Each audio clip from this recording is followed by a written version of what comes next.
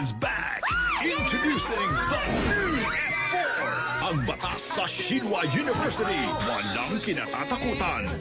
Ikaw, talaga bang hindi ka marunong gumana sa kapwa mo, ha? Yan si Jandy. Babaeng palaban. Papasukin ang mundo ng mayayaman. Siya ang napili ng F4 na bigyan ng red card? Tapos ka na ngayon.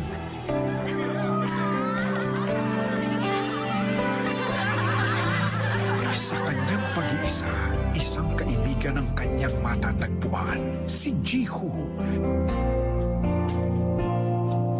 Pero may isang lalaking gugulo sa mundo niya. Ikaw? Si Junpyo, leader ng F4. Ang babaeng yun, hindi siya mawala sa isipan ko. At habang nagagalit sa akin, lalo lamang siya nai-inlove sa akin. Ano bang gusto mong gawin ko? Tall and handsome naman ako. Matalino at mayaman. Hindi ako maganda, hindi ako matalino. Dahil lang sa mahirap ang pamilya namin. Hindi ka nga maganda, hindi ka rin matalino. Pero ikaw ang unang babaeng napansin ko. Pwede ba kita? Tingin ka sa baba. Wow, Corey!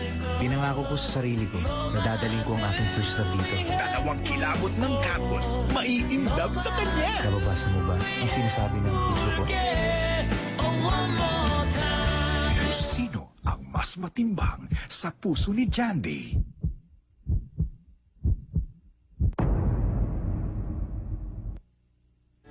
This May, ABS-CBN proudly brings you the Korean novella phenomenon of 2009.